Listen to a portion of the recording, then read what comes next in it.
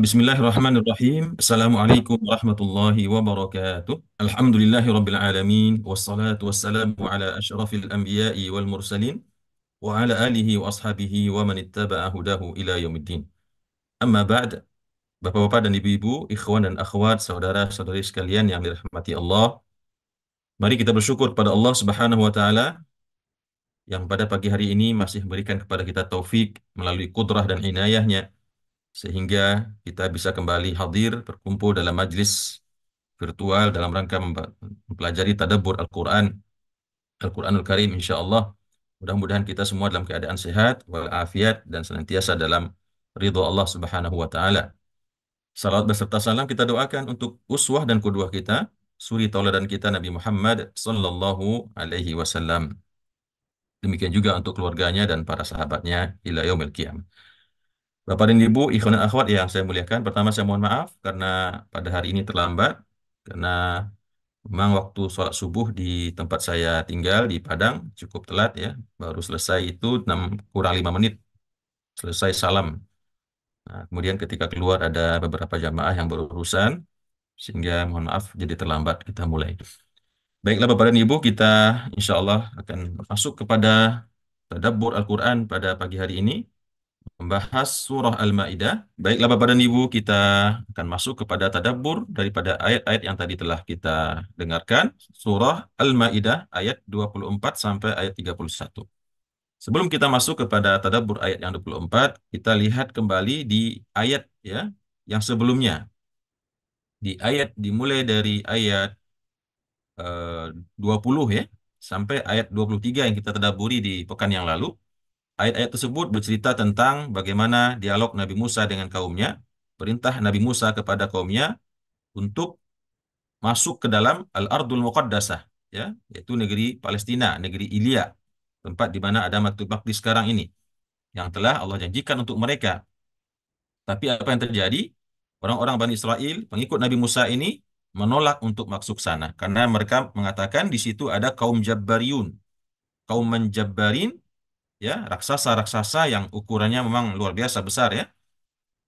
Dan mereka mengatakan mereka tidak mau masuk ke dalam negeri Al-Muqaddasah itu selama orang-orang Jabariyun itu masih berada di sana.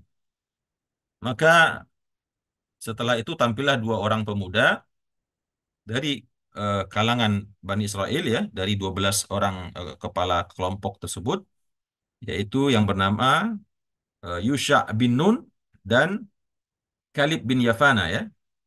Mereka yang tampil ke hadapan Nabi Musa mengatakan kami siap untuk memasukinya, dan mereka meminta orang-orang yang berada di belakangnya untuk masuk ke dalam Masjidil Aqsa tersebut atau Al-Ardul Muqaddasah tersebut dari pintu yang ditentukan ya. Karena kalau seandainya masuk dari pintu tersebut maka insya Allah Allah akan berikan kemenangan. Nah, sebetulnya yang dua ini nanti masuknya nanti setelah setelah kejadian yang akan kita bahas di tadabbur ayat-ayat berikut ini. Kemudian Bapak dan Ibu rahimakumullah, kita lihat di ayat yang ke-24. Meskipun ada dua orang pemuda yang mengatakan kami akan masuk ke dalamnya, dan mereka mengatakan masuklah kalian semua wahai Bani Israel, atau 12 orang ya, kepada semua Bani Israel ya dari pintu masjid yang ditentukan nanti. Namun apa jawaban daripada pengikut Nabi Musa tersebut? Qalu ya Musa, mereka berkata wahai Musa, inna lan nadkhulaha abada. Sesungguhnya kami tidak akan pernah memasukinya selama-lamanya. Ya. Madamu fiha, selama mereka itu kaum menjabbarin itu masih berada di dalamnya. Ya. Jadi ini bentuk penolakan, keingkaran, kebangkangan umat Nabi Musa kepada Nabi Musa, yaitu Bani Israel kepada Nabi Musa. Wahai Musa, kami tidak akan masuk ke dalamnya. Ya, apapun ceritanya, kami nggak akan masuk. Tidak mungkin, mustahil. Selama orang-orang Jabbarin itu masih ada di sana. Ya, bagaimana mereka pergi kalau seandainya Nabi Musa dan kaumnya tidak masuk ke sana berperang ya melawan mereka, tentu tidak akan pernah pergi ya. Jadi logikanya juga tidak masuk sebetulnya. Apakah mungkin ada orang lain yang akan mengusir? Ya tentu tidak ada. Lalu mereka mengatakan fadhhab anta wa rabbuka faqatila. Maka pergilah engkau wahai Musa dan mintalah pertolongan kepada Tuhanmu. Ada yang mengatakan pergilah engkau wahai Musa dengan Tuhanmu. Ini bentuk apa namanya ya? Bentuk ya mohon maaf dengan takbir ini kekurang ajaran ya atau bentuk ketidaksopanan lah begitu ya.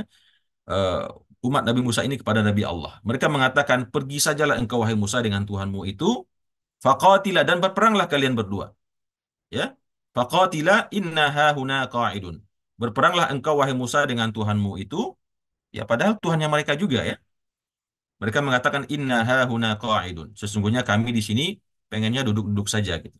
Kami nonton saja, menunggu kabar apakah kalian telah menang atau belum. Bisa kita bayangkan Bapak Ibu redaksi yang sungguh luar biasa ya, melampaui batas kesopanan makhluk kepada Khalik. Mereka mengatakan kepada Nabi Allah ya, pertama tidak sopan kepada Nabi.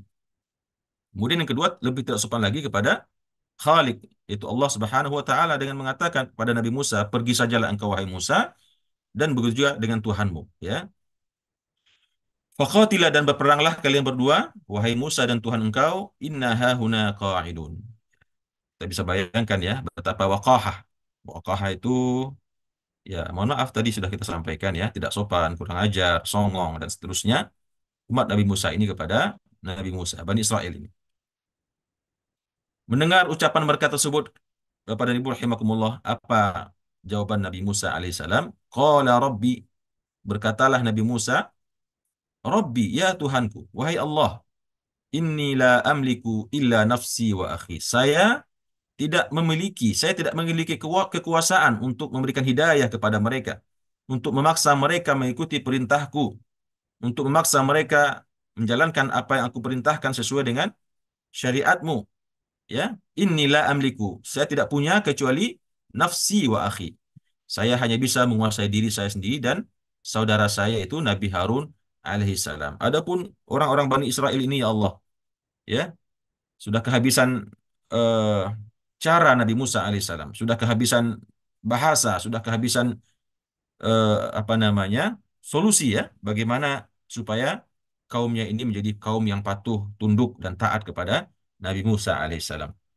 Saking jengkelnya ya, bukan jengkel lagi, mungkin sudah marah, marah yang luar biasa Nabi Musa alaihissalam melihat atau mendengar perkataan Bani Israel yang mengatakan idhab anta wa rabbuka faqatila itu. Sampai-sampai Nabi Musa alaihissalam mengeluarkan doa ini. Fafruq bainana wa baina al-qaumil fasikin. Pisahkanlah kami dengan orang-orang yang fasik ini. Kita bisa bayangkan Bapak dan Ibu ketika seorang nabi dan rasul mengangkat tangannya kepada Allah meminta agar dipisahkan dirinya dengan orang-orang yang fasik, orang-orang yang durhaka kepada Allah, orang-orang yang tidak mau mengikuti perintah Allah.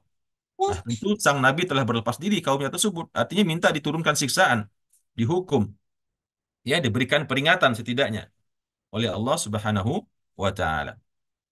Jadi kita ulangi, qala rabbi inni la amliku illa nafsi. Berkata Nabi Musa setelah mendengar penolakan Bani Israel tersebut yang diiringi dengan perkataan yang sangat menyakitkan, maka berkata Nabi Musa, "Ya Tuhanku, ya Allah, inni la amliku illa nafsi." Sesungguhnya saya tidak memiliki ya kecuali jiwaku sendiri, diriku sendiri dan juga begitu begitu juga saudaraku yaitu Nabi Harun alaihissalam. Nabi Harun adalah orang yang nabi yang membersamai Nabi Musa dan senantiasa menjadi penyokong yang setia bagi saudaranya itu Nabi Musa alaihissalam. Maka kata Nabi Musa, "Fafruq bainana." Maka pisahkanlah antara kami dengan orang-orang yang kaum yang fasik. Umatnya sendiri ya, bangsa Bani Israel itu sendiri yang disebut oleh Nabi Musa alaihissalam sebagai kaum yang fasik. Al-fasik di sini adalah al-khuruj anit ta'ah, orang-orang yang keluar daripada melaksanakan ketaatan kepada Nabi Allah dan kepada Allah itu sendiri. Mereka disebut dengan orang-orang fasik oleh Nabi Musa alaihissalam. Kemudian Bapak dan Ibu rahimakumullah ya, mendengar doa rintihan atau permohonan Nabi Musa tersebut, Allah Subhanahu wa taala mengabulkan doa Nabi Musa ya. Apa kata Allah? Qala, Allah berkata, fa innaha muharramatun alaihim. Ya, karena ulah pembangkangan mereka, kedurhakaan mereka, kesongongan mereka, ya, ketidaksopanan bahasa mereka kepada Allah dan kepada Nabi Allah, maka Allah hukum mereka dengan sebuah hukuman. Qala fa innaha muharramatun alaihim. Sesungguhnya dia, negeri tersebut, yaitu Al-Ardul Muqaddasah yang tadi telah dijanjikan oleh Allah untuk diberikan kepada Bani Israel, yang memang di situ masih ada kaum Jabbarin, akhirnya muharramatun alaihim, diharamkan oleh Allah Subhanahu wa taala untuk mereka masuki, arba'ina sanah yatihuna fil ard. Ya.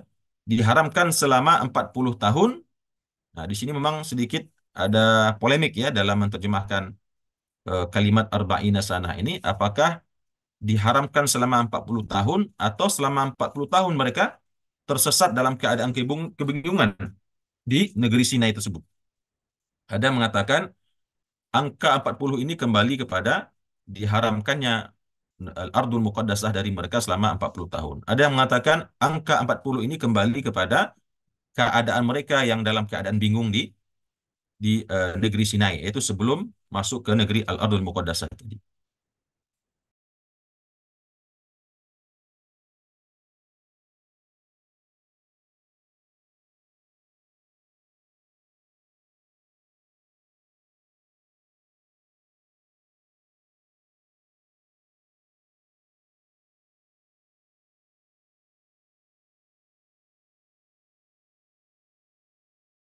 Hilang, Ustaz, suaranya hilang. Ya, mohon maaf, memang sengaja tadi saya mood ada sesuatu. Baik. Lalu eh, Allah mengatakan sesungguhnya Al-Ardul Muqaddasah tersebut diharamkan bagi umat Nabi Musa ini, orang-orang Bani Israel ini selama 40 tahun lamanya. Di samping diharamkan untuk memasuki Al-Ardul Muqaddasah, lalu Allah buat juga mereka berada di tempat mereka berada tersebut, yaitu di negeri sebelum Palestina, antara Mesir dan Palestina itu kan semenanjung Sinai ya, tempat di situ ada Bukit Tursina atau Gunung Tursina. Di situ di tempat yang sangat kecil tersebut mereka berada dalam kebingungan ya. Dalam riwayat di tafsir At-Tabari dijelaskan mereka hanya bisa bergerak beberapa langkah saja, pergi beberapa langkah pulang ya. Bayangkan Bapak dan Ibu berapa beratnya hukuman tersebut, seperti orang dalam penjara ya. Dalam penjara jeruji besi namun tidak pakai jeruji besi, hanya bisa melangkah beberapa langkah ke depan, ke samping ya, ke belakang selama 40 tahun. Selama 40 tahun Allah siksa, Allah hukum, Allah iqab orang-orang Bani Israel ini karena menolak perintah Nabi Musa untuk berjuang, berjihad ke Al-Ardul Muqaddasah. Fala ta'sa 'alal qaumil fasiqin, dan janganlah kalian berputus asa terhadap orang-orang yang fasik, kata Allah. Jadi Bapak dan Ibu, ya sedikit kita kita simpulkan bahwasanya Nabi Musa alaihissalam ketika dikejar-kejar oleh tentara Firaun dari Mesir, beliau menyeberang Laut Merah. Dari Mesir kemudian menyeberang ke daratan Asia, tempat di mana ada semenanjung Sinai, masih negara Mesir ya. Nah, setelah semenanjung Sinai baru negeri Palestina ya di sebelahnya. Dan Bani Israel ini diperintahkan oleh Allah untuk masuk ke Al-Ardul Muqaddasah. Namun karena mereka ketakutan ya dengan keberadaan kaum Jabbarin di Al-Ardul Muqaddasah tersebut, mereka enggan dan menolak perintah Nabi Musa, dan bahkan memerintahkan Nabi Musa, menyuruh Nabi Musa untuk masuk bersama Tuhannya saja berdua ya ke Al-Ardul Muqaddasah tersebut. Lalu kemudian Allah hukum selama 40 tahun. Nah, ceritanya dalam 40 tahun ini Bapak dan Ibu, tentu masa 40 tahun masa yang tidak sedikit ya. Masa yang cukup lama, beberapa orang ya. Jadi di situ dalam riwayat disebutkan ada sekitar 600.000 pengikut Nabi Musa di situ. Ada sekitar 600.000 bangsa Bani Israel yang bersama Nabi Musa menunggu masuk ke Al-Ardul Muqaddasah. Namun 40 tahun mereka diiqab oleh Allah, sehingga tentu dalam masa tersebut ya sebagian orang-orang di sana meninggal ya. Dalam sebuah riwayat dikatakan bahkan juga Nabi Musa dikabarkan meninggal dalam masa 40 tahun tersebut, begitu juga dengan saudaranya Nabi Harun. Namun di riwayat yang lain yang juga kita lebih cenderung meyakini riwayat ini mengatakan bahwasanya Nabi Musa tidak ikut meninggal ya, karena Nabi Musa akhirnya masuk ke Al-Ardul Muqaddasah, yang mana waktu itu dipimpin oleh Yashua bin eh, Yufana kemarin ya. Yashua bin Nun ya. Dua orang pemuda yang kemarin sudah kita taburi, yang dengan gagah dan gentleman mengatakan mereka siap untuk masuk ke sana. Akhirnya mereka dipimpin oleh tentara eh, oleh panglima yang bernama Yashua bin Nun masuk ke Al-Ardul Muqaddasah, dan Nabi Musa juga ikut berperang memimpin pasukan. Nabi Musa digambarkan dalam riwayat seorang nabi yang sangat kuat ya. Nabi yang memiliki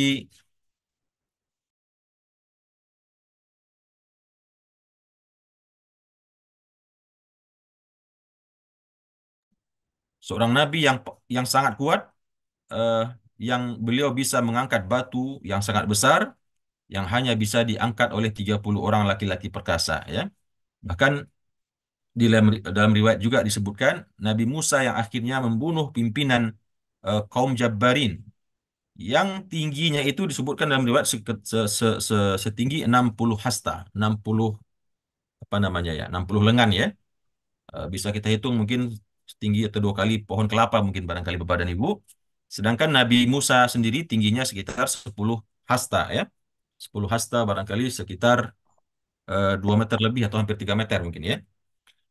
Tapi tentu tidak berbanding secara fisik dengan eh, pimpinan kaum Jabbarin ini. Tapi dengan izin Allah, menggunakan tongkat sakti ya. Tongkat sakti dalam artian tongkat yang diberkahi oleh Allah tersebut, Nabi Musa alaihissalam berhasil membunuh pemimpin kaum Jabbarin bersama pasukannya yang lain yang dipimpin oleh Yashua bin Nun. Kemudian akhirnya masuklah Nabi Musa alaihissalam ke Al-Ardul Muqaddasah tersebut bersama kaumnya. Dalam tempo 40 tahun tersebut juga Allah dengan doanya Nabi Musa. Betul Nabi Musa marah, betul Nabi Musa jengkel, tetapi Nabi Musa juga disebutkan dalam riwayat merasa menyesal ya. Karena akibat doanya kaumnya dihukum oleh Allah tersesat dalam keadaan bingung, tidak tahu harus pergi kemana selama 40 tahun. Lalu selama 40 tahun tersebut pun Nabi Musa alaihissalam terus mendoakan untuk kaumnya. Makanya dalam 40 tahun tersebut Allah turunkan berbagai macam nikmat ya. Allah turunkan apa al-ghamam. Al-ghamam itu adalah awan yang berarak melindungi mereka daripada panas matahari. Allah turunkan kepada mereka makanan dari langit yang bernama al-manna was salwa.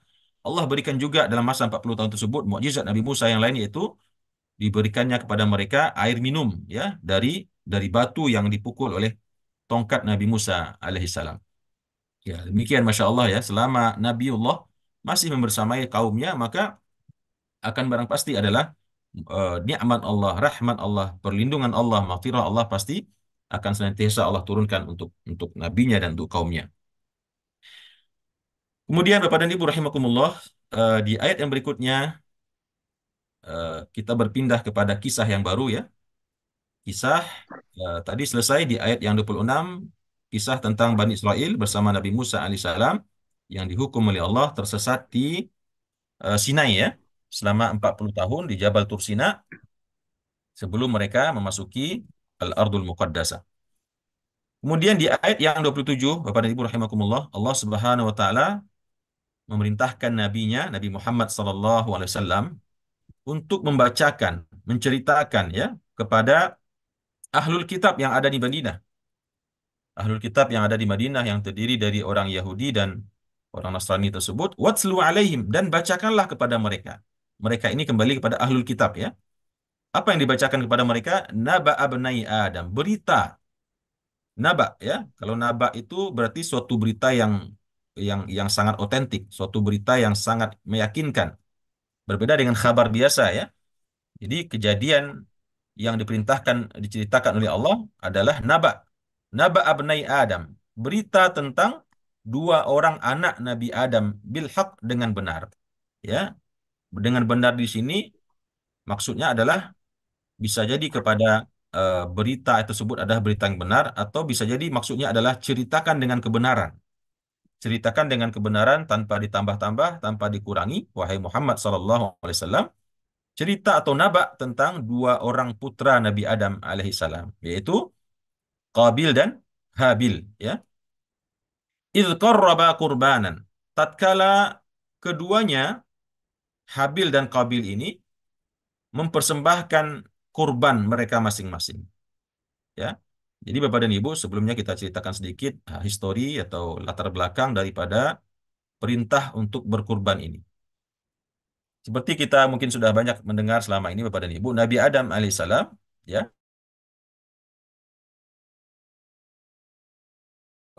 manusia pertama, beliau itu dikaruniai oleh Allah Subhanahu wa taala anak yang cukup banyak ya.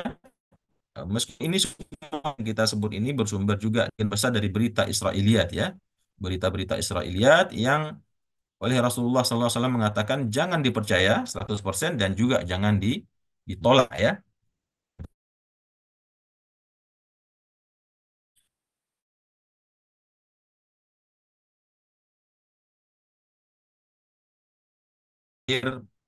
Eh, Anak pertama kembar laki-laki dan perempuan. Anak kedua begitu juga. Laki-laki dan perempuan ya. Anak ketiga dan seterusnya sampai kabarnya sampai 11 ya. 11 pasang. Berarti anaknya 21. 10 pasang yang terakhir katanya Nabi Syith itu tidak ada kembarannya. Dia anaknya 21. Wallahu a'lam ya. Nah, setiap anak kembar ini tentunya mereka semakin lemah semakin dewasa, menjadi bujang dan gadis ya. Maka oleh Allah Subhanahu wa taala karena dilarang pernikahan sesama saudara atau pernikahan incest dalam bahasa kekiniannya, meskipun mereka tentu semua adalah bersaudara ya, tapi agar tidak terlalu dekat hubungannya, dilarang menikah saudara laki-laki dengan saudara perempuan kembarnya, melainkan harus kawin silang ya. Laki-laki kembar yang pertama menikah dengan anak kedua ya, anak perempuan yang kedua, sementara anak laki-laki yang kedua menikah dengan saudara kembarnya di atasnya yang pertama, begitu kawin silang begitu, mungkin bisa Bapak Ibu pahami ya. Nah, dalam riwayat tersebut dijelaskan Kabil memiliki saudari kembar yang berparas cantik dan jelita, sedangkan Habil biasa-biasa saja ya. Nah, sementara syariat Allah menjelaskan melalui Nabi Adam, kalian harus menikah secara silang.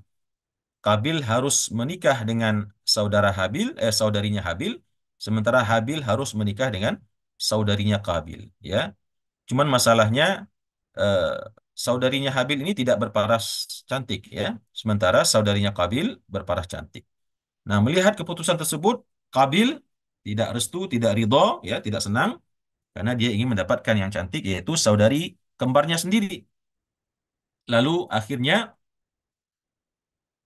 mereka diminta oleh Nabi Musa alaihissalam untuk berkurban, ya, untuk menunjukkan siapa di antara mereka yang diterima kurbannya, maka insya Allah nanti keinginannya akan dikabulkan. Lalu mereka pun berlomba untuk berkurban, ya, berkompetisi untuk berkurban.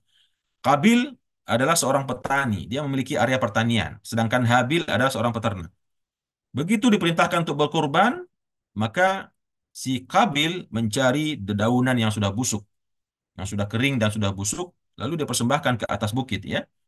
Sementara Habil yang peternak mencari domba kesayangannya, domba yang paling dia cintai selama ini, yang paling dia sayangi, lalu dia korbankan domba tersebut ke atas gunung ya. Jadi zaman dahulu pada zaman Nabi Musa tersebut tanda bahwasanya kurban tersebut diterima oleh Allah, maka tandanya adalah yang diterima tersebut terbakar oleh api. Jadi kurban tersebut ditaruh di atas gunung atau di atas bukit, maka besok paginya akan terlihat mana yang hangus terbakar dan mana yang tidak. Setelah masing-masing mempersembahkan kurbannya, lalu ternyata besoknya ditemukan yang diterima oleh Allah, yang terbakar itu adalah kurbannya Habil, yaitu domba itu tadi. Sedangkan kurbannya kurbannya Kabil tidak diterima oleh Allah Subhanahu wa taala, ya. Fatuqabbila min ahadihima, maka diterima korban salah satu dari keduanya, fatuqabbila, maka diterima dari salah satu di antara keduanya, walam yutaqabbal minal akhar, dan tidak diterima dari yang lain, ya. Nah, tentu kalau kita cuma baca Al-Qur'an saja kita tidak tahu siapa yang diterima, siapa yang tidak diterima. Makanya kita baca dalam buku tafsir ada penjelasan yang diterima adalah kurbannya Habil, yang tidak diterima adalah kurbannya Qabil. Melihat fakta dan kenyataan tersebut, tentunya ya, Qabil ya merasa tidak restu karena dia membayangkan dia akan menikah dengan saudarinya Habil yang tidak cantik, sementara Habil akan menikah dengan saudari kembarnya yang cantik ya. Disinilah syaitan tentunya laknatullah alaih ya menimbulkan sifat hasad pertama kali dalam tubuh manusia, yaitu hasadnya Qabil pada Habil ya, ditiup dihembuskan selalu oleh syaitan laknatullah alaih, sehingga sampailah si Qabil ini memberikan statementnya, pernyataannya, dia mengatakan qala la aqtulannak, Kata Kabil kepada Habil, kalau begitu saya akan bunuh kamu wahai Habil. Ya, saya tidak terima, saya tidak setuju, saya tidak ridho. Seandainya kamu menikahi saudariku, ya, dan dia tentu hasad dan iri melihat bagaimana mungkin kurbannya Habil diterima oleh Allah dan kurbannya dia tidak. Padahal kalau kita lihat, tentu secara faktanya memang Kabil ini hanya berkurban dengan dedaunan yang sudah busuk ya, sudah kering.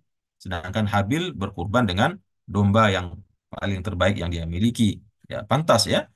Pantas saja dan wajar saja diterima oleh Allah Subhanahu wa taala yang terbaik. Makanya Al-Qur'an mengatakan, "Lan tanalul birra hatta tunfiqu mimma tuhibbun." Kalian tidak akan mencapai kebaikan, kemuliaan sebelum kalian menafkahkan apa-apa yang kalian cintai. Lalu berkata Qabil kepada Habil, "Qala la aqtulannak." Saya akan bunuh engkau wahai Habil. Lalu Habil menjawab, qala, ya, berkata Habil, "Innama yataqabbalullahu minal muttaqin." Ya. Kenapa engkau bunuh aku wahai saudaraku Qabil? Ya, kenapa engkau marah? Kenapa engkau sakit hati? Kenapa engkau iri?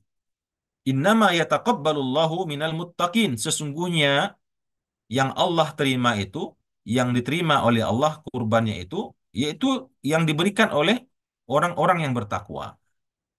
Dan sesungguhnya hanyalah Allah itu menerima kurban itu dari orang-orang yang bertakwa kepadanya.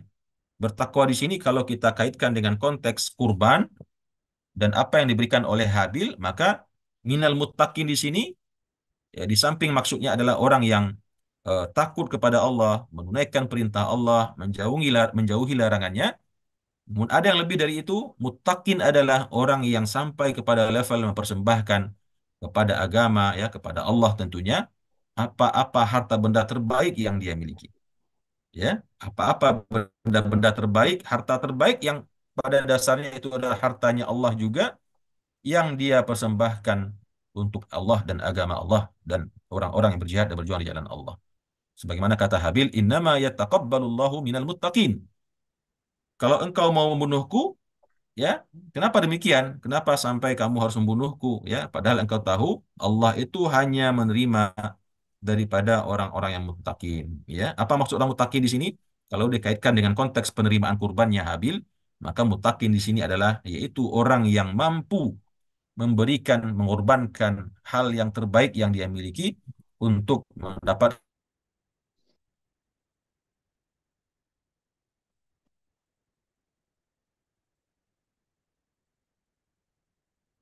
larangannya. Kemudian kata Habil, Habil masih lanjut berkata, dia mengatakan, la im basatta ilayya yadaka.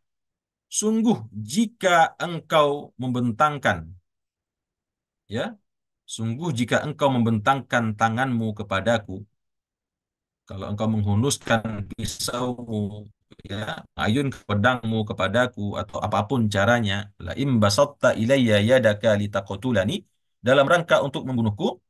Kita ulangi, sungguh jika engkau membentangkan tanganmu kepadaku, membentangkan kepadaku tanganmu untuk membunuhku, ya, dengan pedangkah, dengan pisaukah, dengan kayukah, dengan pistolkah, ya, atau apapun itu, apa kata Habil? Ma ana bibasiti yadiya ilaika liaqtulak.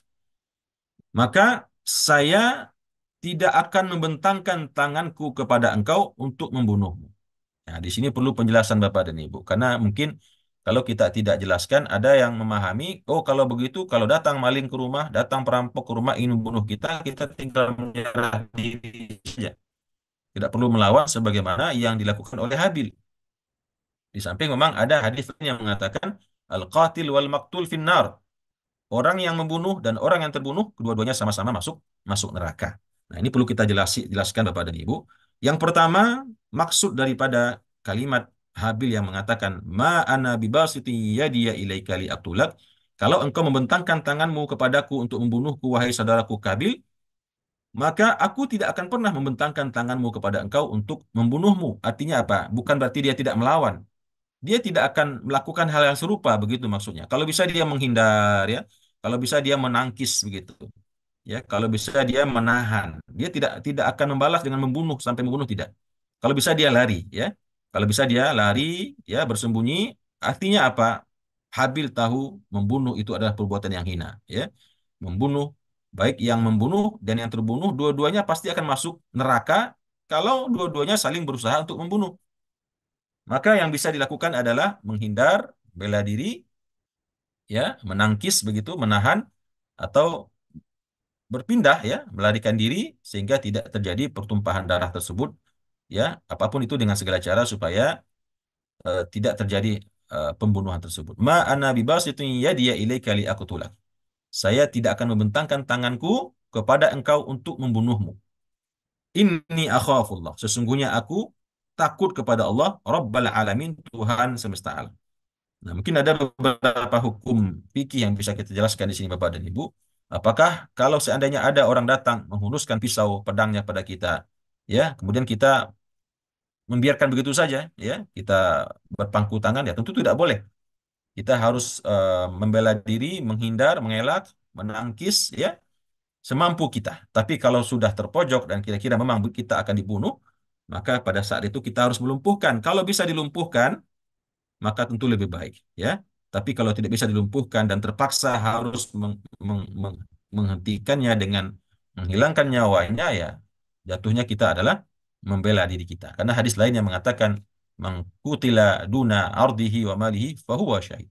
Barang siapa yang mati terbunuh karena mempertahankan hartanya, kehormatannya, harga dirinya, maka dia mati dalam keadaan syahid. Artinya orang tersebut dibolehkan untuk membela diri sampai, ya, apakah dia terbunuh atau dia membunuh, maka eh, dia diizinkan untuk membela diri dalam keadaan tersebut, ya. Jadi kalau ada maling masuk ke rumah, kita tidak boleh berpangku tangan saja, ya.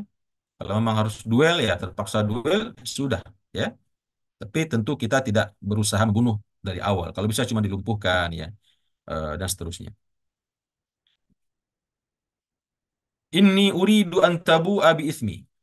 Kata Habil, masih kata Habil, ya. Inni uridu an tabu'a bi ismi. Sesungguhnya aku tidak mau membunuh engkau, wahai Kabil, kata Habil tadi, ya. Kenapa demikian? Inni uridu an tabu'a bi ismi. Sesungguhnya aku menginginkan, ya, dengan beliau pasrah, menyerah, ya, tidak membalas dengan pembunuhan yang serupa atau upaya untuk membunuh yang serupa. Tujuannya adalah inni uridu an tabu'a bi ismi. Aku ingin agar engkau kembali menghadap Allah dengan dosaku, wa ismika, dan dosamu, ya. Fatakuna min ashabin nar, maka dengan demikian engkau akan menjadi penduduk api neraka, wa dzalika jazaa'ul zalimin, dan yang demikian itu adalah pembalasan dari Allah untuk orang-orang yang zalim. Nah, di sini perlu kita jelaskan juga, Bapak dan Ibu, maksud daripada antabu abi ismi di sini. Sebagian ada yang mengatakan memang Habil mengatakan kepada Kabil, silahkan engkau bunuh aku. Maka saya menginginkan agar engkau masuk neraka, masuk menghadap Allah kelak dengan membawa semua dosa-dosaku dan juga memikul dosamu sendiri. Ya, ini dikritik atau dibantah oleh Al-Imam At-Tabari dalam tafsirnya karena tidak ada prinsip di dalam Islam itu bahwasanya orang yang terbunuh itu akan dipikul dosanya oleh orang yang membunuh. Ya, orang yang mati terbunuh dosanya akan dipikul oleh orang yang membunuh. Kecuali nanti mungkin, ya, dalam hadis yang lain dikatakan bahwasanya orang-orang yang terzalimi, ya, orang-orang yang terzalimi kelak akan menuntut kepada orang yang menzalimi untuk menebus dosanya dengan cara mengambil pahala orang yang zalim. Kalau seandainya pahalanya tidak cukup, maka dosanya yang akan ditimpakan oleh Allah kepada orang tersebut. Maka tapi tentu pemahaman ini belum sampai pada zaman itu, ya. Maksudnya Nabi Habil mengatakan, kalau engkau mau membunuhku silahkan, aku tidak akan membunuhmu. Kalaupun aku mati terbunuh, aku ingin engkau membawa dosa pembunuhanku. Jadi bukan dosanya Habil yang dibawa oleh Kabil, tetapi dosa pembunuhanku. Dosa terhadap pembunuhanku dan juga dosa-dosamu yang lain. Jadi antabu abi ismi di sini maksudnya adalah agar kamu kembali nanti menghadap Allah dengan membawa dosa pembunuhanmu terhadapku dan juga dosa-dosamu yang lain. Ya. Fatakuna min ashabin nar, maka dengan demikian kamu akan menjadi penghuni api neraka. Wadzalika jazaa'uz zalimin. Dan yang demikian itu adalah balasan Allah untuk orang yang. Jadi Habil ini sudah parah, Bapak dan Ibu, ya. Meskipun apa namanya, tentu bukan berarti dia merelakan badannya ditusuk dengan pisau begitu saja, tidak, ya. Karena dalam riwayat diceritakan pembunuhan Habil ini terjadi bukan dengan duel, ya, bukan dengan duel atau bukan dengan datangnya Qabil datang kepada Habil kemudian menghunuskan pedang atau pisau kemudian menusuk perutnya Habil, tidak. Tetapi pembunuhan Habil dilakukan oleh Qabil dengan cara cara menipu, ya.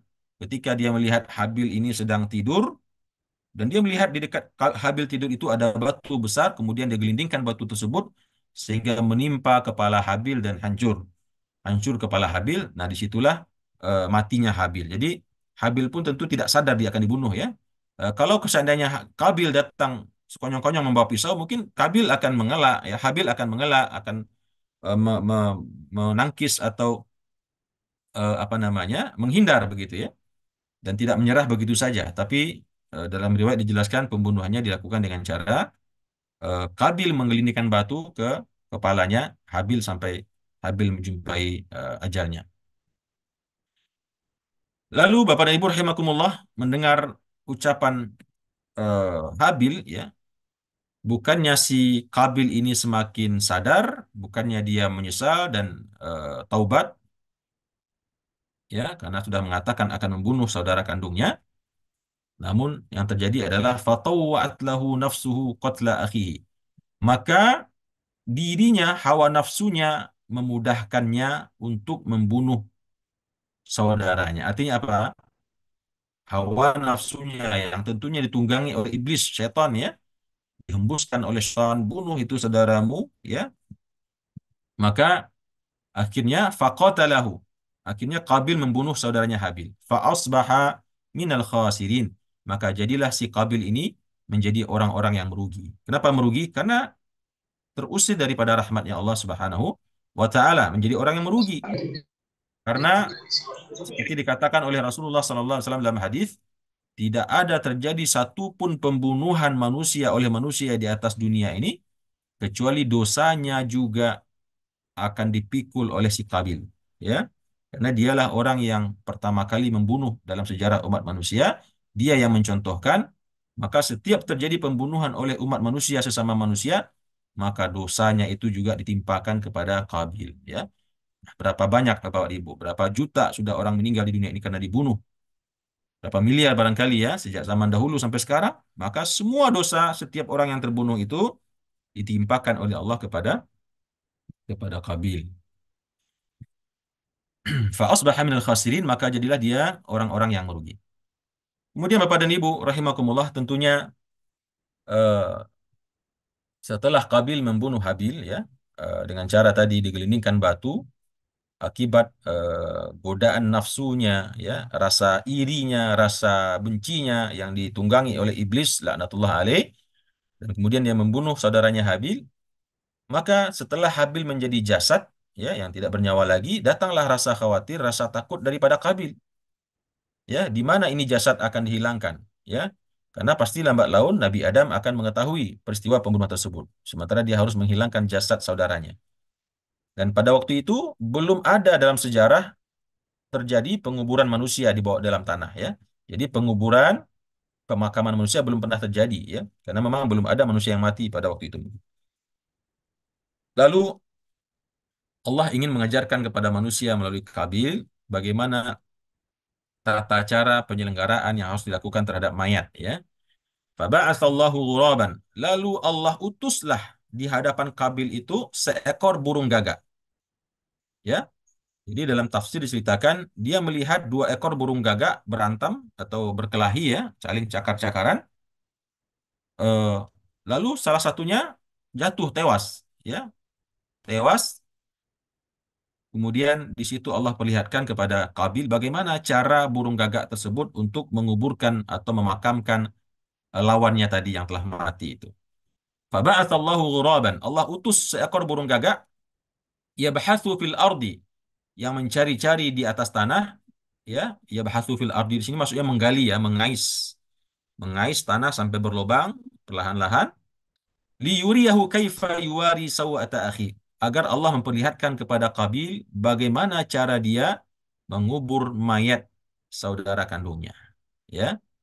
Di situ Allah perlihatkan di hadapan Qabil burung gagak yang mengais-ngais tanah, membuat lubang untuk menyeret lawannya tadi masuk ke dalam lubang tersebut, kemudian dia timbun ya. Melihat pemandangan tersebut, qala berkatalah Qabil, ya wailata. Ya wailata, betapa celakanya aku. Celaka di sini maksudnya betapa bodohnya aku ya. Betapa bodohnya aku. Kenapa tidak terpikir begitu ya? A'ajaztu an akuna mithla hadzal ghurabi. Mengapa aku tidak mampu untuk melakukan seperti yang dilakukan oleh burung gagak ini? Ya. Fa'wariya sawata akhi. Lalu aku mengubur dengan cara yang sama mayat saudaraku. Jadi ini adalah uslub Al-Quran ya, gaya bahasa Al-Quran yang singkat, padat, tetapi sampai kepada makna dituju. Ketika Qabil melihat burung gagak mengais-ngais tanah dan kemudian dia menyeret lawannya tersebut ke dalam lubang tersebut, dia mengatakan, oh ini sebuah inspirasi ternyata, sebuah ilham Allah berikan. Bagaimana mungkin ya, betapa bodohnya saya begitu, betapa gobloknya saya tidak kepikirkan cara sederhana seperti ini. Apakah saya tidak mampu pula melakukan seperti yang dilakukan oleh burung gagak ini, sehingga dengan cara demikian pula saya mengubur jasad atau mayat saudara saya, maka akhirnya Kabil melakukan cara yang sama. Dia gali tanah ya dengan alat yang ada pada waktu itu sampai akhirnya jasad saudaranya Habil dikubur oleh Habil di dalam tanah.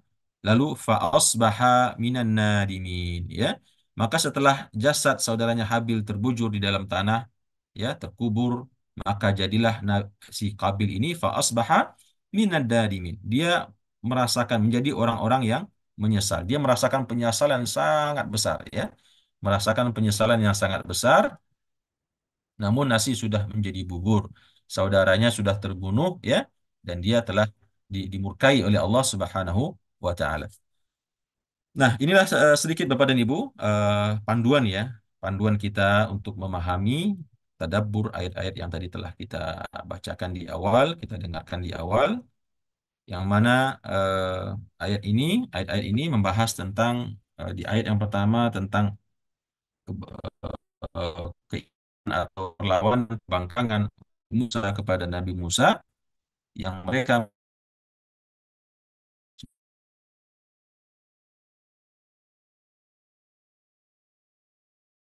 dari Al-Ardul Muqaddasah, yang tentunya perkataan mereka ini, sikap mereka ini membuat marah Nabi Musa sampai Nabi Musa mengangkat tangan mohon kepada Allah untuk dipisahkan antara beliau dengan orang-orang yang fasik ini. Lalu Allah ijabah doa Nabi Musa, Allah iqab, Allah hukum orang-orang Bani Israel ini dengan diharamkannya kepada mereka Al-Ardul Muqaddasah tersebut selama 40 tahun, dan selama 40 tahun tersebut mereka tersesat, berada dalam kebingungan, berada dalam kegalauan di negeri yang kecil dan sempit tersebut ya, yang juga dalam riwayat kita tadi ceritakan, meskipun demikian Nabiullah Musa yang juga ikut selama 40 tahun tersandra di situ bersama mereka, tapi karena dia adalah Nabi Allah, melalui Nabi Allah mereka memohonkan berbagai macam hal. Allah turunkan awan, Allah turunkan manna wa salwa, Allah turunkan air minum yang terbelah, yang mengalir daripada batu yang dipukul oleh Nabi Musa dengan tongkatnya dan seterusnya. Lalu akhirnya setelah 40 tahun berlalu, barulah Nabi Musa dipimpin oleh dua orang tadi, yaitu Yashua bin Nun dan satu lagi saya lupa namanya, masuk ke Al-Ardul Muqaddasah, dan Nabi Musa berhasil mengalahkan pimpinan kaum Jabbarin yang bagaikan raksasa ya, tingginya sekitar dua kali ukuran batang kelapa yang tinggi, 60 hasta tingginya, sementara Nabi Musa cuma sekitar 10 hasta. Namun Nabi Musa memang seorang nabi yang dikaruniai tenaga yang luar biasa ya, kalau bahasa bahasa kitanya kesaktian yang luar biasa ya, sakti mandraguna ya, dengan izin Allah tentunya, dan berhasil menumpas kaum Jabarin tersebut sehingga baru masuklah Bani Israel ke dalam Al-Ardul Muqaddasah tersebut. Kemudian Allah beralih menceritakan kepada kita, diperintahkan kepada Nabi Muhammad SAW untuk menceritakan tentang kisah pembunuhan dua anak manusia, atau kisah dua orang anak manusia yang berkurban, yang satu diterima oleh Allah, yang satu tidak, yaitu Qabil tidak diterima oleh Allah dan Habil diterima oleh Allah karena Habil memberikan kurban yang terbaik ya. Dan Habil mengatakan innama yataqabbalullahu minal muttaqin. Allah hanya akan menerima daripada orang-orang yang muttaqin. Lalu hal ini membuat Kabil gelap mata, ya, sampai akhirnya dia membunuh saudaranya Habil. Lalu setelah dibunuh, dia pun kebingungan bagaimana cara menghilangkan jejak, sehingga diutuslah oleh Allah seekor burung gagak yang menunjukkan bagaimana cara menguburkan lawannya, sehingga dicontoh oleh Kabil dan dikuburkannya lah, digalinya lah lubang oleh Kabil, dikuburkanlah saudaranya Habil, dan setelah itu dia menjadi orang-orang yang merasakan penyesalan yang sangat besar. Wallahu alam bisawab. Sebetulnya banyak sekali cerita Bapak dan Ibu, ya, kalau kita baca di buku tafsir, riwayat-riwayat yang sebagian besar adalah riwayat-riwayat Israiliyat. Tapi bagi saya itu sesuatu yang asyik untuk dibaca, ya. Karena ide berupa ilmu juga. Karena kita tidak dapat cerita ini di mana-mana, ya. Kita mendapatkan cerita ini di dalam kitab-kitab tafsir yang dinukil daripada ahlul-ahlul kitab. Para ulama-ulama ahlul kitab, ya, sebagian mereka adalah ulama-ulama yang rabbaniin, ulama-ulama yang takut pada Allah, sebagian mereka juga ulama-ulama yang tidak baik. Makanya Nabi mengatakan, kalau kalian mendapatkan berita tentang sesuatu yang tidak berhubungan dengan akidah tentunya, boleh kalian terima, ya, boleh kalian terima, kalian konsumsi, dan tidak mesti juga kalian percayai, ya. Tapi nggak boleh ditolak juga, karena mungkin ada faktor kemungkinan kebenarannya. Demikian yang bisa saya sampaikan pada pagi hari ini. Mudah-mudahan bermanfaat untuk Bapak dan Ibu, menambah wawasan kita dan mencerahkan keimanan kita bahwasanya demikianlah fenomena umat Nabi Musa alaihissalam, dan kita umat Nabi Muhammad SAW tidak patut untuk meniru perangai mereka. Kita mengatakan sebagaimana kata sahabat, ya, ketika terjadi perjanjian Hudaibiyah, la naqulu laka kama yaqulu qaumu Musa. Kami tidak mengatakan kepada engkau wahai Nabi Muhammad sallallahu alaihi wasallam sebagaimana kaum Musa berkata kepada Nabi Musa, walakin naqul, tapi kami mengatakan idhab anta wa rabbuka fa innana ma'akuma muqatilun. Pergilah engkau dengan Tuhanmu wahai Muhammad, dan kami pun akan ikut bergabung bersama kalian berdua, yaitu dengan Nabi dan dengan Allah Subhanahu wa taala. Akhirnya sami'na wa ata'na. Wallahu a'lam bishawab. Terima kasih atas perhatian dan kehadiran Bapak dan Ibu. Mohon maaf atas kekurangan penyampaian dan salah khilaf ucapan dan perkataan. Kita cukupkan dulu sampai di sini untuk teorinya.